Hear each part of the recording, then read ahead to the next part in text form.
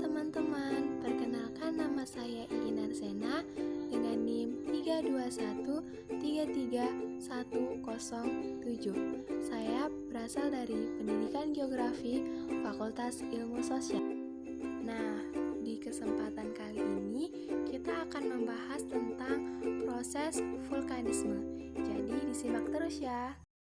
Nah, yang pertama itu ada pengertian vulkanisme. Vulkanisme adalah semua peristiwa yang berhubungan dengan magma yang keluar mencapai permukaan bumi melalui retakan dalam kerak bumi atau melalui sebuah pita sentral yang disebut turusan kepundaan atau diatrema. Vulkanik didefinisikan sebagai tempat munculnya batuan leleran dan rempah lepas gunung api yang berasal dari dalam bumi. Adapun jenis atau kegiatan magma yang sedang berlangsung serta bentuk timbulan di permukaan bumi yang dibangun oleh timbunan rempah gunung api. Yang selanjutnya ada ciri lahan vulkanik.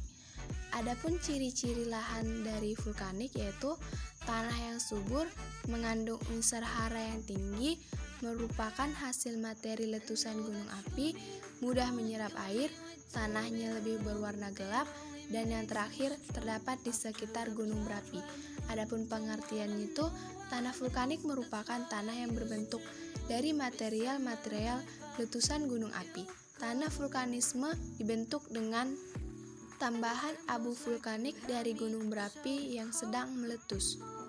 Adapun gejala-gejala dari vulkanisme yaitu yang pertama, instruksi magma, yaitu proses penerobosan magma ke dalam litosfer tetapi tidak mampu mencapai permukaan bumi. Intrusi magma menghasilkan bentukan-bentukan di dalam dapur magma. Yang kedua, ada ekstrusi magma, yaitu gerakan magma mencapai permukaan bumi dalam bentuk letusan atau erupsi. Dari instruksi magma dan ekstrusi magma bisa kita lihat gambarnya pada samping. Selanjutnya, proses terbentuknya ekstrusi magma. Ekstrusi magma adalah proses keluarnya magma dari dalam perut bumi dan ekstrusi magma. Dan proses magma dapat keluar dari dalam bumi diakibatkan adanya celah, retakan, atau lubang yang mengarah ke permukaan bumi. Berdasarkan sifatnya, erupsi dibedakan menjadi 3. Yang pertama, erupsi eksplosif atau letusan. Terjadi apabila letak dapur magma dalam dan volume gas besar. Magma bersifat asam, material yang dikeluarkan adalah piroklastik dengan kandungan S1 tinggi. Misalnya bongkah, lapli, bom, pasir, abu, dan debu.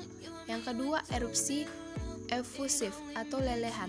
Terjadi karena letak dapur magma dangkal, volume gas kecil, magma bersifat basah, material yang dikeluarkan berupa lava dengan kandungan S102 bentuk volkat. Round zones. Yang ketiga, erupsi campuran terjadi karena letak variasi dapur magma bersifat intermediar tetapi biasanya cenderung basah. Sedangkan berdasarkan bentuk dan lokasi kepundan dibedakan menjadi 3. Yang pertama, erupsi linear. Terjadi karena magma keluar lewat celah-celah retakan atau patahan memanjang sehingga membentuk deretan gunung berapi, misalnya gunung api Laki di Islandia. Yang kedua, ada erupsi areal. Terjadi karena letak magma dekat dengan permukaan bumi sehingga magma keluar meleleh di beberapa tempat pada suatu areal tertentu, misalnya Yellowstone National Park di Amerika Serikat. Yang ketiga, ada erupsi sentral. Terjadinya magma keluar melalui sebuah lubang atau saluran magma dan membentuk gunung-gunung yang terpisah, misalnya Gunung Krakatau. Akibat yang ditimbulkan dari vulkanisme. Pengaruh kegiatan vulkanisme dibedakan menjadi 2, yaitu dampak positif dan negatif. Yang positif, yang pertama, menambah kesuburan tanah. Yang kedua, menambah jumlah material bangunan yang terdapat di permukaan bumi. Yang ketiga, sebagai pembangkit listrik. Yang keempat, menyediakan sumber air mineral. Dan yang kelima, sumber air yang berisi belerang. Yang faktor dan negatifnya, yang pertama, menimbulkan kehancuran alam. Yang kedua, menimbulkan gempa. Yang ketiga, menimbulkan awan panas dan materialnya. Dan yang terakhir, menimbulkan kehancuran bangunan. Sekian hasil dari pembahasan kita pada materi ini. Jika ada salah kata dalam pengucapan, saya mohon maaf. Terima kasih.